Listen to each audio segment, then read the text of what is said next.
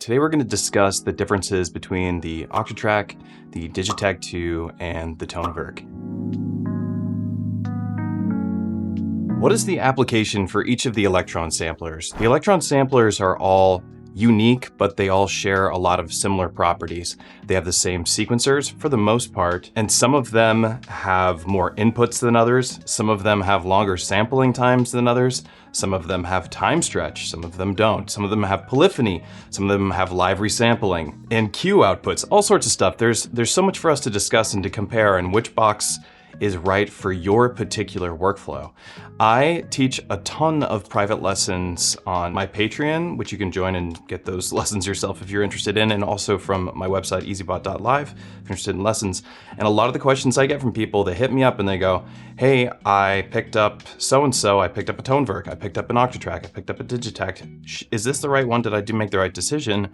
I see the other one looks like it's maybe easier, or this one has this live resampling feature, do I need that? And so these are really common questions that people are having when there's so many choices for samplers. Technically, there's 4 Elektron samplers that you can buy today. The 4th one would be the Analog Rhythm Mark II.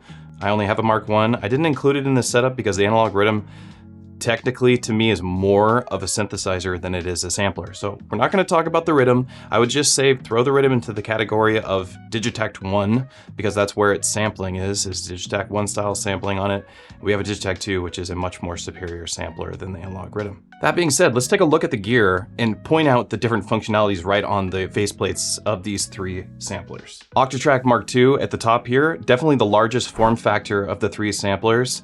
It is the most well-known, I'd say it's the most iconic sampler that Elektron has created. The Octatrack Mark II is seen in countless live setups, including bands like Radiohead, I think 9 Inch Nails. There's several large bands that use the Elektron Octatrack as a piece of their live show. There's tons of them. I'm sure people can add that to the chat. Digitakt 2, you see this more in the electronic music scene where people are doing live hardware, at least in my experience. The Tonewerk, very new, very fresh, still coming out with new features, only recently got ironed out enough that I think people are feeling pretty comfortable on the unit. So I feel like the Tonewerk is finally ready, and I think you're gonna be seeing this similarly to the Octatrack in a lot of like band setups. So that's a little bit of a comparison on like, where do these sit in that realm? This is an incredibly popular sampler for techno production, lo-fi, drum and bass, everything. This is like the ultimate sampler for hardware electronic music, and it has been for a very long time. It's got features unlike any of the other features here. It has the ability to live resample, which is something you cannot do on any of these boxes. While you can sample while the sequencer is playing on these 2 units, you cannot live resample while people are listening to music and then record a recording of what you have now and then switch over to that live sample in real time as a part of your performance. That's something the Octatrack offers, none of these other boxes offer. I'd say that's one of the big standouts.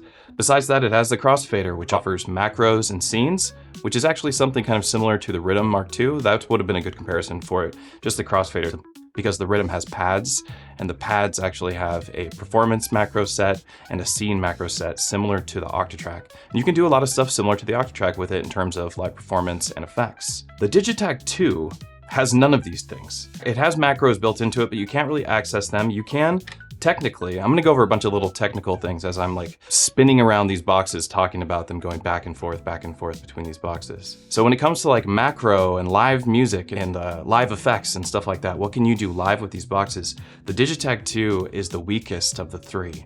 While it is a fantastic drum machine to play live, but it is the weakest when it comes to like live effects and live transitions and stuff like that. Tonewerk definitely has a 1-up on that, and Octatrack completely stomps all 3 of them in this regard. The Digitakt does, however, offer a macro that you can use within your Digitakt as you're performing. If you go into your setup, and if you turn off velocity to volume and set this to off, and then you can go into your velocity mod and you can set up a macro here, and then you can actually play with this macro with your velocity on a per step basis and or just turn up your velocity in general. This will act as a macro similarly to what you would get from an Octatrack scene or an analog rhythm scene. This is the closest you're gonna get without using a MIDI controller to add some sort of control over what's going on here. on your Digitakt, control over effects, control over macros, stuff like that. Because there's other macros, but they require an external controller to access them. ToneVerk doesn't even have the velocity to mod macro. It has other macros.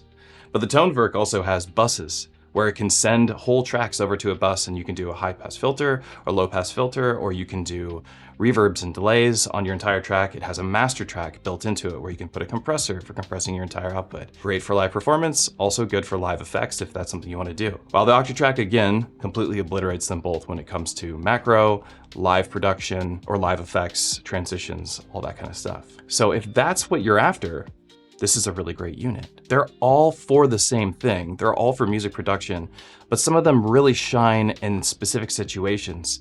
Like we were saying with the Octatrack, we're talking about this live thing. This shines in this very live production standpoint. Live production isn't, I'd say, an idea that gets talked about very much. People aren't doing very much live production, right? Live production, I'd say, is what you do on a modular synth when you're doing a live techno setup. When you're just sending random gates, you're randomly generating sequences, and you're generating this live show. You can kind of do that pretty good on the Octatrack. You can at least mangle an existing track quite easily on the Octatrack and come up with something new on the fly. Not something you can easily do on the Digitakt or on the ToneVerk, despite the ToneVerk actually having these transform modifiers, which is hard to see because I have the camera so high up. But the transform modifiers allow you to randomize some of the triggers on your sequence.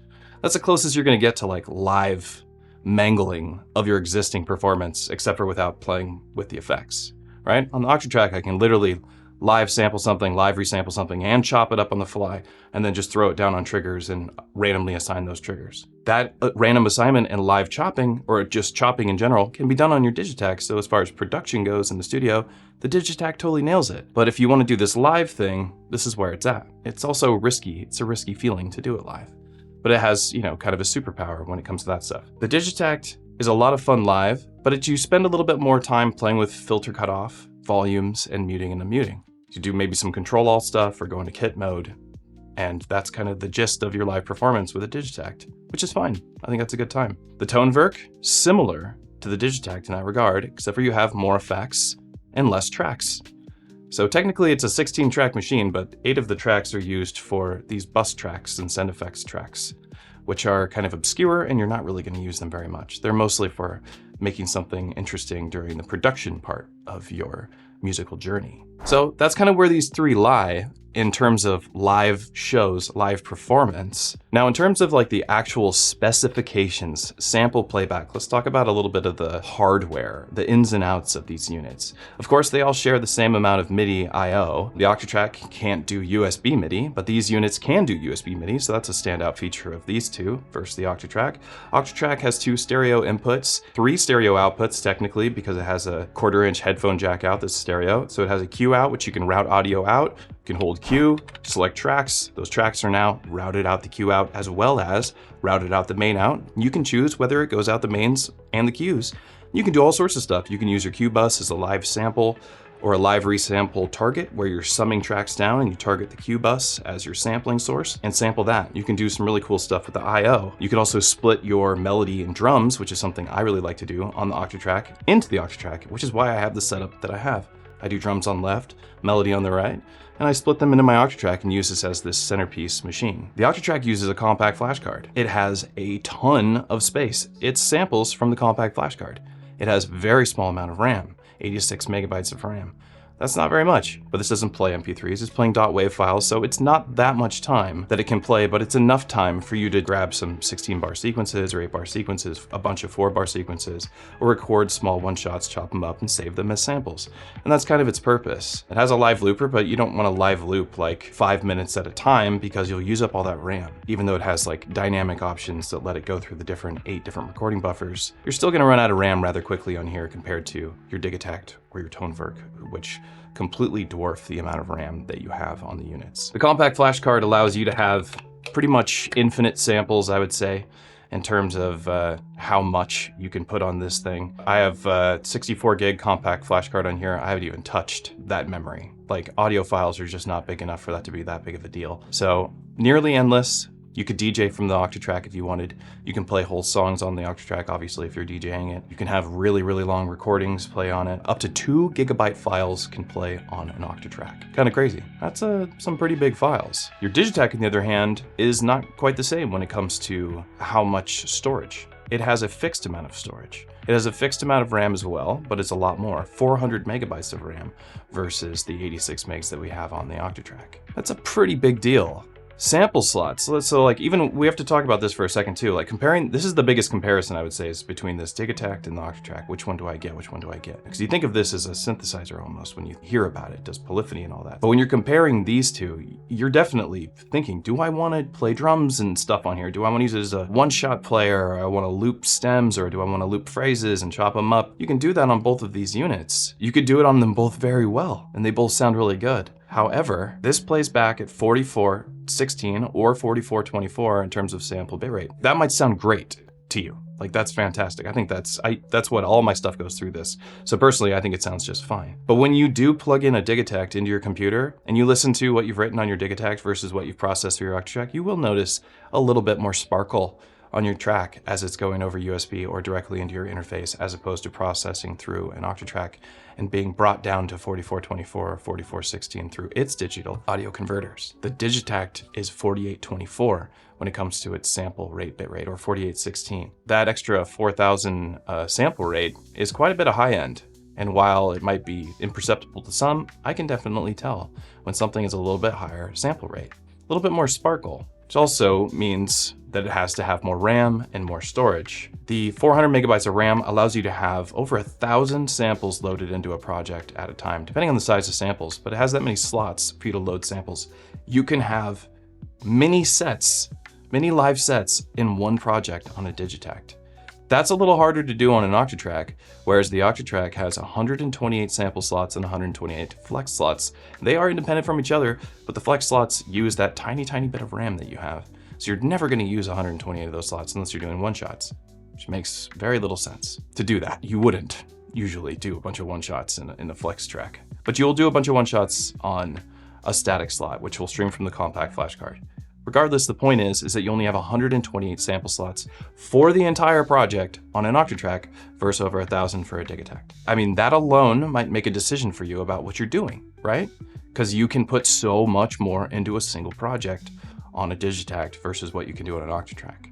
This also slices and has more RAM, but you could do sample chains, which is something that comes with a lot of sample packs for the Octatrack. You can do sample chains, and if you don't know what that is, it's a sample with quantized segments of samples within a chain of a single sample, and then you slice it up based on the length of those samples within that one sample. You get a chain of samples that you can use the slice markers to move between those samples. Something you can do on the Digitakt and the Octatrack cannot be done on the Tonewerk. Despite the Tonewerk being a sampler and so similar to these boxes in many ways, it cannot do that particular thing without you moving the start position and manually finding it, which is a total pain in the ass compared to what I'm describing right now. So sample chains is a big part of the Octatrack, not a big part of the Digitakt, because the Digitakt has enough memory where it does not need to do a sample chain despite its ability to do that. Now, when we're getting down to the bitrate, sample rate, if audio quality is all that matters to you, the Tonewerk just stomps them all. I think it's 32-bit float, which basically means it's very difficult to clip. The floating bitrate helps you if you record something too loud, it like preserves those details even if it clips, and it can bring it down. This is what floating bit is really good for, is getting really dynamic recordings. This is a dynamic recorder. The Tonewerk is a strange sampler in this regard. It's very unique. There isn't many out like it. It's a creative spot to dive into. It is a difficult machine to learn in regards to the simpler boxes like a Digitakt, which I think is kind of a simpler box from Elektron to learn. This one is definitely more akin to the Octatrack in regards to the thought process you have to go through. There's an exploration of, how do I use this? Why do I use this? What can I do with this? There's still a lot more to explore with this, as it is a very new box and people haven't really figured it out yet. What is its purpose? We don't know yet. We're still trying to figure that out. The Digitakt, we know exactly what the Digitakt does. The Digitakt is a fantastic groove box in general. It does great single cycle waveforms. Octatrack does terrible single cycle waveforms. It is not a good synthesizer. It's okay. In comparison to these, it's terrible compared to these ones as far as being a synth goes. sample playback, it's just fine. But as being a synth playing single cycles and stuff like that, it sucks. This one sounds fantastic. It's a great mono synthesizer. It's got a huge pitch range for samples, so if you wanted to do just full-on groovebox production on here, totally kicks ass. Toneverk, also fantastic for doing full-on music production. The only problem you run into on the Toneverk is that it just doesn't have enough tracks. But you have subtracks, but subtracks come with all these caveats, and we'll get into that a little bit. The Digitact is definitely, of the three, I would say, the easiest to learn. It has the shortest hill to climb in terms of your learning curve goes. You can pick up a Digitact and learn it in a day. Learn it like a pro in a day? No, of course not. That's crazy. Nobody learns anything like a pro in a day. But could you make a little banger on your Digitact in your first day picking it up if you've never used Elektron before? I think so. I think you could watch a couple tutorial videos, kind of read the manual. Maybe you get a private lesson if you needed it, but you could just do what I said a moment ago and make some music on it pretty quickly. On the Toneverk, you're gonna use an eighth, a 12th, a 16th of its features your first day using it. You're gonna be confused, for sure. It'll be very easy for you to just make sounds. And something to even note about these two in regards to like the difficulty, the Octatrack and the Toneverk, when you start a new project, make 0 sounds. They don't come loaded with samples for you to play with. They don't come with anything. They're blank canvases. In fact, what does that imply to you as a musician? When you open up a groove box and there's no sounds in it, there's an implication to that from the developer to you, with an expectation of your skill level with the box. Now, I think this is kind of an important part for us to lament on for a second. The expectation is that you know where to find your samples, you know which kinds of samples to load, you know where to load tracks or what kind of tracks to use for certain things, and you know how to trigger them and you know how to sequence already. The expectation is that you sat down and you learned this box and that you can get stuff going on it. You can start with 0 and create music from it. That is not how the Digitact works. The Digitact, even if you load a brand new project, comes loaded with a preset set of 16 sounds in your track. It's got drums already loaded, it has synths already loaded, and technically if you wanted, you could just write music with that right off the bat. You could at least use the drums and play with someone else if you had no idea how to use the box, but you knew how to use an XOX style sequencer. The Digitact would just work. It's a simpler box. It's a very fun and unique box in terms of other samplers out there because it also offers Overbridge, which is the only box of these three that is offered. Overbridge is incredibly cool. Overbridge is USB audio as a VST in your DAW, where you can control your Digitact from within your DAW. It is the only one of these three that has it, although I do anticipate it coming to Toneverk despite me having no idea if that's true. I kind of expect it to. It's a newer box. It's got a similar form factor. It's Linux USB-C OS. I'm pretty sure they could pull it off. We talked about this having 8 tracks of audio. It has 8 MIDI tracks. This has 16 tracks of audio or 16 tracks of MIDI. This has 8 tracks of audio or 8 tracks of MIDI. Yeah, you can turn the bus tracks into MIDI as well. So I guess 12 tracks of MIDI. Over 1,000 samples, maximum of 256 if you use both static and flex tracks. Over here, a ton of samples. Even more RAM, and compact flash card. So, like the Octatrack, your Toneverk can hold nearly unlimited samples. I forget how much RAM the Toneverk has. What is it, 4 gigs or something of RAM? It has to be able to load very large multi-sample files, which can be enormous. I believe that it maxes out at 999 in terms of megabytes for multi-samples. So a multi-sample that is over a gig will not load on a Toneverk, but you don't need multi-samples of that degree on a Toneverk. We're trying to make music, not become an orchestra. But you can load great sounding multi-samples on here. Lots and lots of sample slots. If you were to use subtracks on here times 8, because each subtract has 8 tracks in it that can play samples back on each track with its own filter and envelope generator. Not effects, not its own effects, not its own LFOs, but its own filter and envelope generator on a per track for the subtracks, which is a machine available on the Toneverk. You technically could have 64 tracks on the Toneverk. That's not possible at all on these boxes. So technically, this actually kind of stomps them all in regards to like how much sample can you have playing at the same time. Toneverk has you beat. Now, the thing that the Toneverk has that none of them have is that it is polyphonic. It can play 8 voices per track on the Toneverk, 16 voices of MIDI polyphony on the Toneverk. It's got tons and tons of voices, and that's incredible. It's got 3 stereo outputs. 2 of them you can really be very surgical with on what's going out those tracks. Your A and B output, you can say, I want stuff to go just out A and B. You can say, I want stuff to just go out C and D. You can also route things to your headphone, but that will also be combined and summed with your main outs. You have lots of different options in terms of how you want to route audio. Do you want to send your kick out to a compressor for sidechain compression on external gear? You can do that here. You can do that here, because you could send your kick out through your Q output into a compressor and sidechain an external compressor if you wanted. You cannot do that here. You're gonna find a limitation and some sort of fix for it on all of these boxes. All of them are gonna have something where they go, oh, I can do that, but I can't do that. Sidechain is something that is so important. Sidechain on the Octatrack is a gimmick. It's an LFO, parameter locked on the sequence on steps that you want. It's an exponential wave. That's your sidechain. That is not sidechain. And it doesn't sound that great all the time. Sometimes it has a little click or something from the amplifier opening too quickly or opening because of MIDI jitter or something like that. The Digitact has true sidechain, and you can make a sidechain bus. In fact, the workflow that I do on the Digitact with my sidechain is I set my sidechain up on track 16. I put the sequence that I want to sidechain down on 16. I omit track 16 from my main output, and then I have my compressor target track 16 and do whatever I want, and I send all of my tracks that I want into my compressor when I want to compress them. I do the same thing on my Digatone. The Digitact can do this. Incredibly powerful. Now, sidechain on the Tonewerk, another important concept, especially because it's doing all of this melodic stuff, it's doing chords, it's doing drones, it's doing crazy noises, doing noise sweeps, and you want to have that pump and that noise sweep and all that. We're doing techno production, all that cool stuff. This can do it too.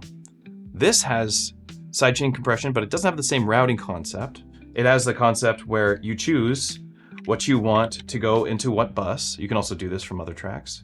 And you route that into a bus, and you set up a compressor on that bus, and you have a targeted track like your kick, and it will do sidechain compression that way. Alternatively, and my actual preferred method on the Tonewerk explicitly is to not use a sidechain, is to not use a compressor at all, because the Tonewerk, unlike any of these boxes, has an envelope. It has a mod envelope, and what's better than an envelope for doing a sidechain ducking? I can shape it exactly without having to worry about threshold or routing or any of that stuff. I just do the envelope. It's fantastic. It's actually really, really great and sounds quite nice.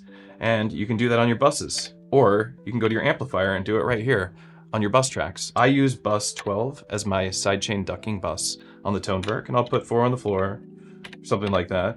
And I'll go to my amplifier and I'll just have the envelope invert by going negative, and then I'll shape my sidechain. This chooses whether it's stereo or not. Just works. Octatrack sucks at sidechain ducking. Compared to these two, it doesn't even exist. It's so far behind. However, it kicks all 2 of these samplers' asses at live performance. It's the best. It even has a mute mode that's like fun because it covers both the MIDI side and the audio side in its mute mode, and it has solo. Check this out. You can't even solo on these other boxes, but you can solo on an Octatrack. Look at that. You hold Q in your mute mode and you can solo tracks. You can't solo over here. They all have these different superpowers. Now, I want to cover something that I think is really important. I know I'm kind of all over the place with this discussion because it's kind of like as things pop up, I'm just like, oh, I want to get a drum machine. Why would I choose one drum machine over another? Let's start with the Octatrack. The Octatrack, in my opinion, compared to both of these, Digitact and Tonewerk, sucks as a drum machine. Totally sucks as a drum machine. Its mute mode is an audio mute where it cuts everything out, can only load 128 samples in its static slots. By default, it plays everything infinitely. And go into your amplifier stage.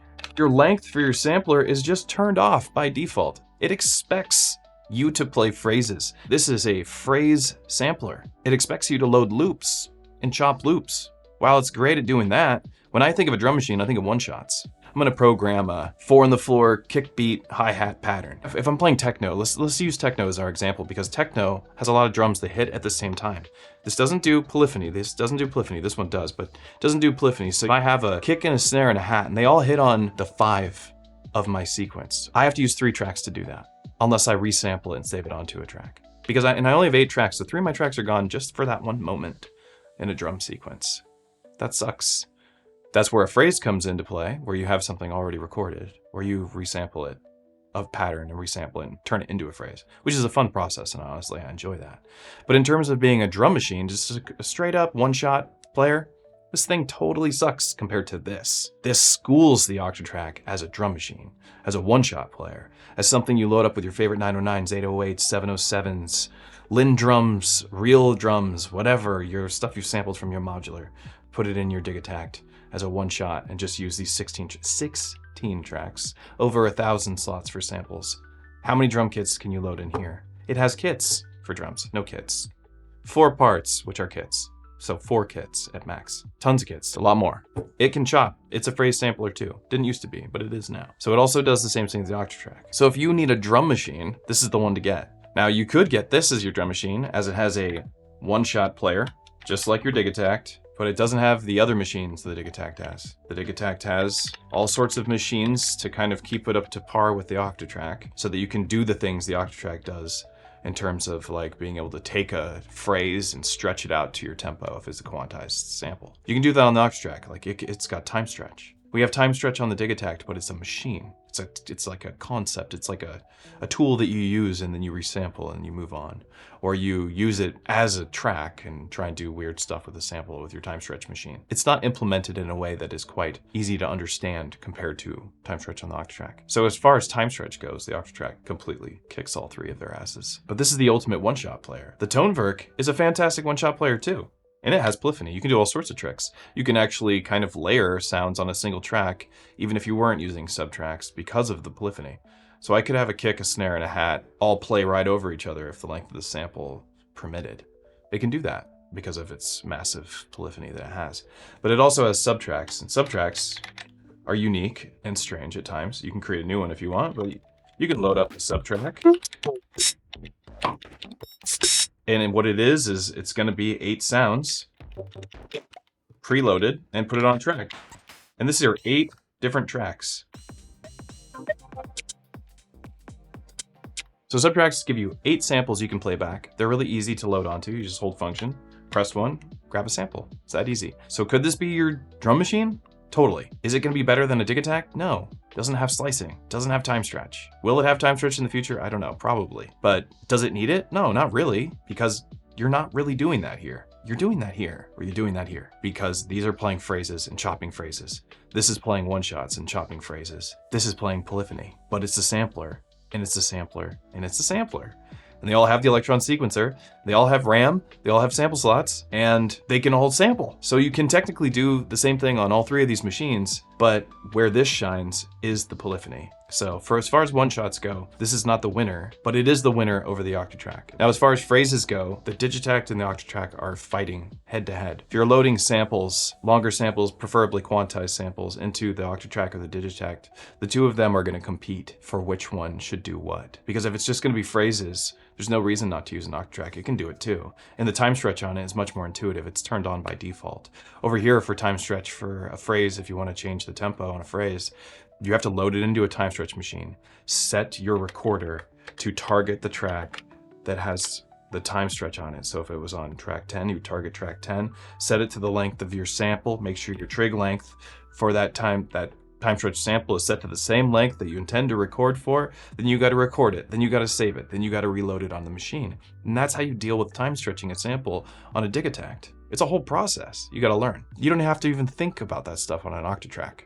You just load a phrase into your Octatrack and it just works. Samples over 4 bars, samples going into 8 bars, 16 bars, Octatrack struggles. Octatrack starts to think the tempos are wrong, splits them in half, doubles the speed at which they play. Does some sorts of mistakes that it starts having with longer samples and phrases. Whereas the Digitact doesn't have that same problem. It doesn't have those issues with that because it doesn't guess like the Octatrack does. The Octatrack is guessing your BPM, and it will give you a value that it thinks your BPM is. And in fact, if you put the BPM in your samples, in the name of your samples, the Octatrack will try and use that to judge whether or not the sample is at a certain BPM. Pretty cool. So smarter time stretch that sounds even, I think, a little better than the Digitact time stretch, but is on an older machine with a little bit of older sample quality with less tracks. So again, which one do you get? I want to talk about the sampling process and the differences between all 3 of these boxes and how they sample and what is the limitations on their sampling.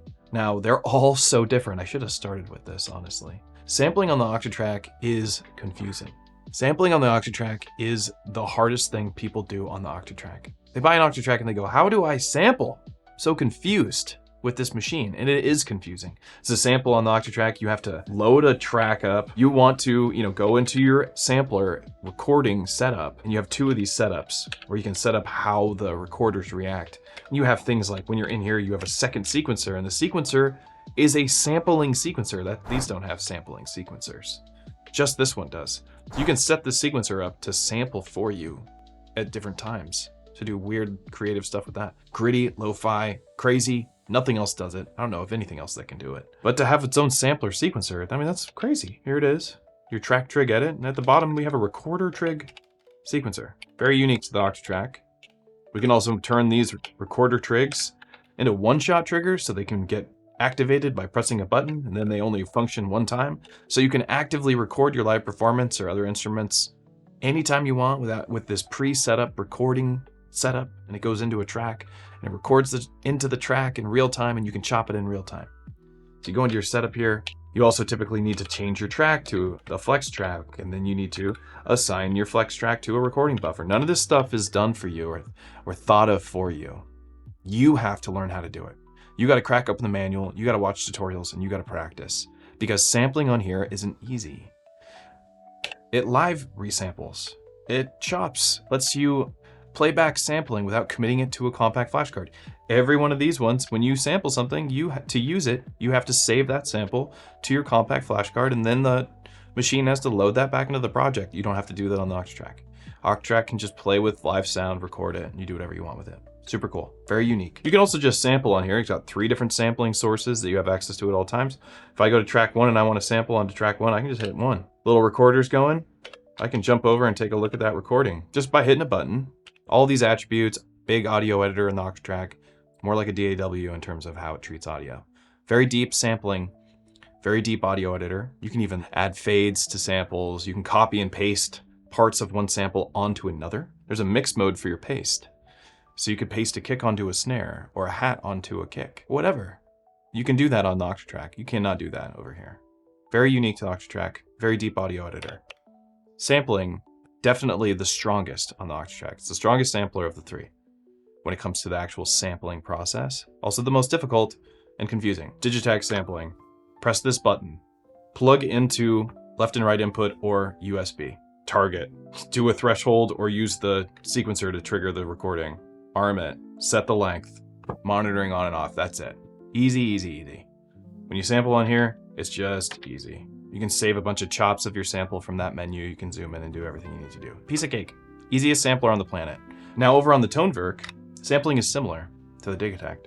Very easy. You just hit yes, and this sampler and this sampler look pretty similar. They're almost the same, except for this has this confusing record length, which goes in bars. You can get these really long bars. There's 32 bars. A little bit of a different approach. I'm not sure why they did that. Otherwise, it's the same. You can set it to be threshold or play start. This has no threshold recording. This has threshold recording. Both these units have threshold recording. Very easy to sample with threshold recording. Arm your sampler, grab your guitar, and go ring, and it will sample. On an Octatrack, that is not the case. On the Octatrack, you want to do that, you got to set up the sequencer to do it, and you got to hit yes, and you got to wait for it 1, 2, 3, ring, and do it, or you got to hold a button and strum it with one hand or something. It just doesn't work. So it doesn't have that same experience. Sampling on here, you can do hands-free sampling. Now, what's also unique is that this has another sampler that no other box has. It has an auto sampler. And the auto sampler is very strange. The auto sampler is probably the most difficult thing on the ToneVerk in general. The auto sampler can target USB. It also needs to use a MIDI channel. You can target your source here. It automatically will measure the timing for your MIDI jitter. So when it sends a note to an external instrument, it'll measure how long it took, and it will try and compensate when it's doing its recordings. This is why, and then it will go to your next stage, and you can set up what notes you want it to sample, and it will automatically sample them and place them into a multi-sample file. If you've ever done multi-sampling on a computer, it's very annoying. This one will automatically sample an instrument over MIDI. It'll use MIDI to trigger it, and then it will count that length, and it will put it into the correct spot for your samples. And you can create these very large and cool samples with velocity layers so that at certain velocities it sounds unique. And that's what a multi-sample does. It's like the best way to copy another instrument is through a multisample, and that's its superpower, is to copy, make clones of instruments, very realistic clones of instruments, and then process them through crazy electron effects. And that's what this does. And it can do pretty long recordings or very large files. But it's confusing at first. I think it's definitely the harder of the samplers to use, excluding the Octatrack being the most difficult sampler to use of them all in terms of the difficulty sampling, if you're not like very familiar with that. Right off the bat, this one's a little bit more confusing. The Toneverk cannot do manual multisampling. So if you want to record your guitar like an acoustic multisample, you cannot do that with the Toneverk. You can't just hit the multisample and have it do a threshold. That's not built into the unit yet. I don't know when that's coming, if it's coming. I hope it does. That's a limitation when it comes to its multi-sampling. So all of their sampling is very different, these two being a lot more modern and built for people who maybe don't have the patience for setting up all this sampling stuff that you have to do on the Octatrack. It's much more difficult. This one samples for the longest period of time. This has a bigger limitation on how long it samples. This can sample for this will sample until the memory runs out, 86 megabytes. We'll just sample. This can still play back large samples, but it can't sample for a very long time. 6 minutes and 6 seconds. So this wins in sample length. Pretty cool. Multiple track types on the Octatrack. One track type on the Digitact, and then we have multiple ways of using tracks on here. We do have different sequencer lanes on Toneverk. We have a note lane, a parameter lock lane, and a notes and parameter locks lane, which is what you're used to using is the notes and the parameter lock lane. But you actually can address your sequences based on note or parameter lock so that you can specifically delete or adjust the parameter locks or notes while ignoring the other parts of the sequencer. And so you can see them separated in that way, which is cool and unique to the Toneverk. Only Toneverk has that. The Octatrack has multiple track lanes, as we saw, trigs, a slide sequencer, so it can do interpolated modulation between one trigger to another. Then it also has a swing sequencer, which is really weird and interesting, but cool. But you can adjust the swing. You can also hold function, adjust all your track swing this way. And then it has a recorder trig sequencer, which we looked at before. As far as modulation goes, on these boxes, on the Octatrack, we have 3 LFOs per track and an LFO designer, which you can substitute as one of your LFO shapes on any one of your 3 LFOs and borrow your LFO designer across any of your tracks. And this is a very interesting thing, the LFO designer, as you can do all sorts of weird stuff and make your own LFO shapes. Like I made this jagged thing. You can also use them for like sequencing pitch of a sample. Like you can get pretty weird. So it has a customizable LFO shape and you can use that as your modulator. You can do all sorts of cool stuff with it. You can get really creative with it. You can make it be a gate where it's the beginning of the gate is 0 and the rest of it is all high. So you could create like a gates and triggers type idea that you would do usually in modular. You can build your own LFO. Cool. Only exists here. Whereas on the Octatrack, when you go to parameter lock and LFO setting, you only have the depth and the speed as an option for you to parameter lock on your sequence. On the Digitact and the Toneverk, as far as modulation goes, you can parameter lock everything about your LFO. The speed, the shape, the depth, the target on a per step basis. Same with the Toneverk. Can't do that here. So the LFO advantage here is only that the LFO can be connected to this controller, this fader, and that it has a customizable LFO shape. Otherwise, it is archaic compared to these two when it comes to modulation. The slide trig is another thing that's special about the Octatrack, because it does interpolated values between one trigger and another, which is a smooth value change where it's counting perfectly across based on the length. That's what the interpolation would do. We don't have interpolated stuff on here, and we don't have it over here either. You can interpolate the velocity using this transform. Ramp up, ramp down. That will interpolate it, mind you, in a very jagged and borderline useless way. But it will work, not in the same way that the slide trig does. The Digitact, 3 LFOs, the Toneverk, 2 LFOs, and a mod envelope, which can do cool stuff. I mean, it's just an envelope, but it's nice to have it be, set up as an envelope. Envelopes can get reset and re-triggered on a per step basis. When this is turned on, it'll actually reset the envelope every time a trigger hits it, which is great. So it'll do in a decay or attack envelope, or whatever shape you're used to doing with an ADSR. And then it has 2 LFOs for your effects on a per track basis. Then when it comes to these other types of tracks, you have 2 LFOs for your effects. It's very different than the Octatrack, and it's very different than Digitact when it comes to the modulation. But these two are the closest to compare with each other in terms of how does the modulation work on these boxes. These two are going to treat samples really well. If you modulate a sample, you're going to get a really nice return on investment with your modulation because it's so smooth. The sample rates are so much higher. So high on here, but pretty high over here. It's much lower here. And so modulating samples themselves can sound not as good. You just have less leverage in that regard to like moving a sample around with an LFO. Really good vibrato. Vibrato is even built in onto the multi-sample machine over here, which is cool. I'd like to see vibrato built in on every machine. The thing about Elektron is they focus on each box. They might have some overlap, as these 3 do, but they keep you focused on a specific idea in each unit. Over here, we have live performance effects, live resampling. It's a performance sampler. It does live stuff. It's about being live. It's about interacting with, getting tactile, playing with it, touching stuff, using beat repeats, doing weird stuff, experimental stuff. Super cool, extremely unique. Digitact, all about making your groove, this great drum beat, chopping up breaks, porting it all over with multi-track recording into your computer. It's a great drum machine, really fantastic drum machine. Toneverk, all about polyphony. The Toneverk is all about chords. It's all about granular clouds of just gorgeous goodness. It's about ambience. It's about getting experimental with huge sounds and effects. It's a playground for sound design. It is a sample player, and you can do all sorts of sample stuff with it. You can do single cycle waveforms in here, and it is just a polysynth, straight up polysynth. You can load in square waves or sawtooths or whatever you want them to be, and you can go in and use the effects like the filter folder, and you can use a wave folder and get new wave shapes from your raw primary waveforms on here with multiple tracks. Everything in stereo. Fantastic. That's what this is for. It's the most intuitive sequencer. Go into a step editor, hold down a step, turn a knob. Does it get any easier than that?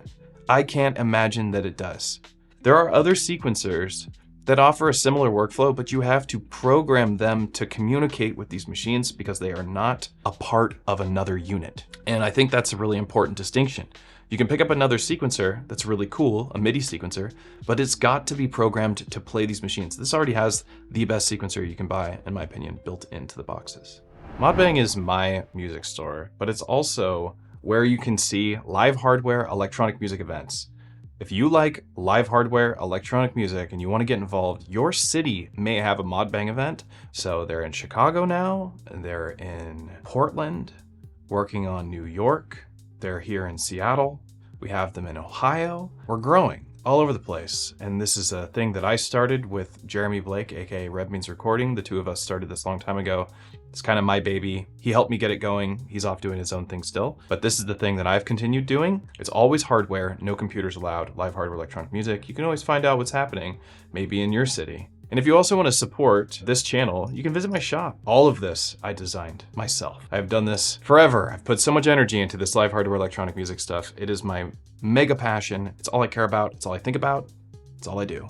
And I love it deeply, and I hope that you do too. And if you do love it as deeply as I do, consider supporting this channel by visiting patreon.com/EZBOT and signing up for the Patreon, or becoming a member of the YouTube channel, which is a paid service that helps support the channel, or visiting modbang.com and picking yourself up some MIDI or patch cables, or visiting coffee.com and picking up my performance templates for the Elektron Octatrack, which I've spent an insane amount of time building, and I have a ton of them for you to check out. They're really fun. Otherwise, just hanging out, joining the Discord, which is completely free. There'll be an invite to the Discord in the comment section down below, so feel free to join up. The only rules about being in the Discord is don't be a jerk. Everyone's talking, everyone's chatting. We've got about 4,000 members in the Discord, so please join, hang out with us. It's a great place to hang out. And if you do want to pick one of these boxes up, I do have affiliate links in the video description, and they support this channel big time. The people I do the affiliate stuff with, at no extra cost to you, give me a vast portion of how much they would make on their side. So it's kind of insane how nice they are with that for me. But if you do end up picking up one of these boxes, those affiliate links are great. They really help out the channel. Pick yourself up a Digitact. It's the best drum machine, chameleon, groove box you can pick up right now. Pick yourself up a Tonewerk. It's an exploratory, polyphonic, synthesizer-esque experience. Super cool, very unique, great little groove box too. Pick yourself up an Octatrack if you want to have the dark souls of electronic music and take your live performance, live resampling, live transitions, live effects, and macro effects to the next level for your music production. They're all super fun, they work really well together, and I love them deeply.